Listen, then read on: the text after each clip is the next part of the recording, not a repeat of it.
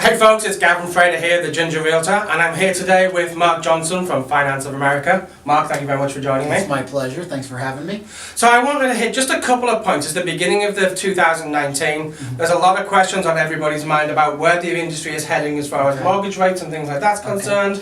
So let's just kick straight into it. Okay. Mark, tell everybody a little bit about yourself. My name is Mark Johnson. I'm with Finance of America. I'm a mortgage originator. I've been in the business for about 25 years, and my primary business is helping people finance their residential properties and get them mortgages for primary residences, second homes, investment properties. Fantastic, thank you very much.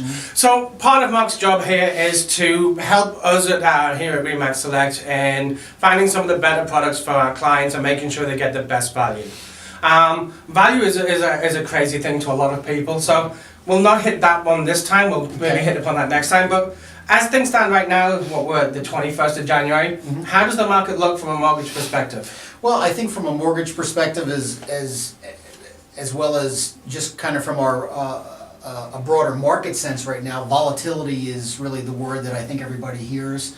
The stock market volatility, interest rate volatility. The last couple months of 2018, we saw a dramatic drop in mortgage rates, which was completely against what everyone had predicted.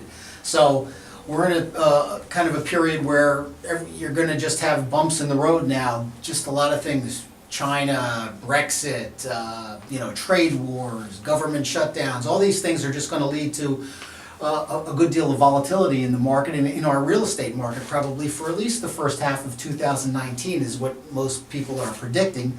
2018, there was, I believe it was a 3% decrease in home sales, but you also had a 5% increase in home values, and that's about what they're predicting for 2019. So I think it's going to be a very good year, similar to 2018, where you're going to have a lot of demand for well-priced homes, and I think mortgage rates will probably stay somewhere within 0.5% of where they are right now. Well, 0.5% is definitely a lot better than some people were predicting at this time last year. Yep. I want to pick up on something you mentioned during that bit about the volatility in the market.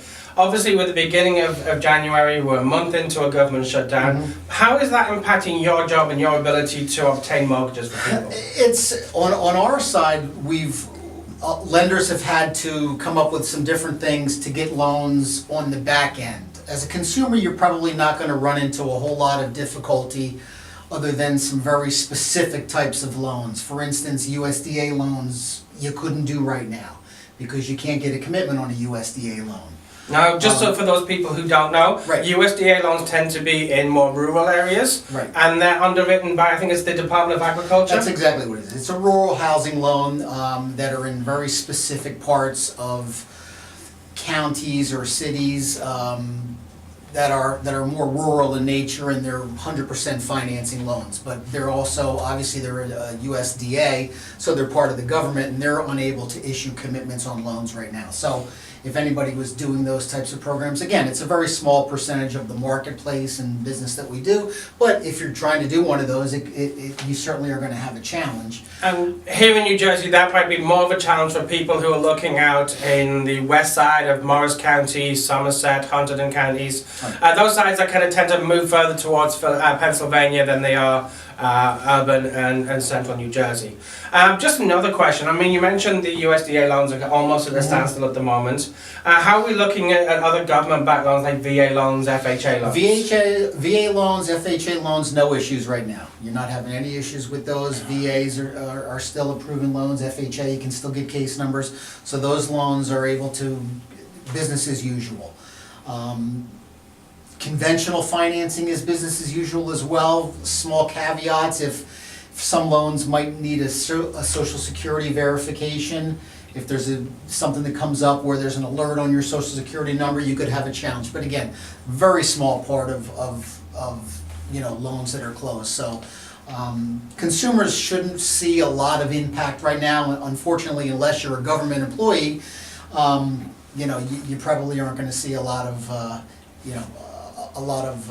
challenges with closing those types of loans right now. And that's good to hear. I mean, I got a lot of VA and FHA loans going off at the moment, so it's good to know I don't have to worry too much about delays there. Right now, those programs haven't felt any disruption right now. Now, as far as government employees, I know New Jersey has quite a lot of government employees impacted by a shutdown. Right. What are we doing for those individuals as far as their processing is concerned? Well, you're still able to do it. There's just things on the lending side where you would normally verify someone's employment through a verbal verification. Those things can be done after the fact right now. Again, not all lenders might be able to do that. We are a lender that is able to do that because we securitize our own loans, and we're able to do some things on the back end where some lenders might have to do it on the front end. You just need to speak to your lender to be specific and know that, what they can and can't do.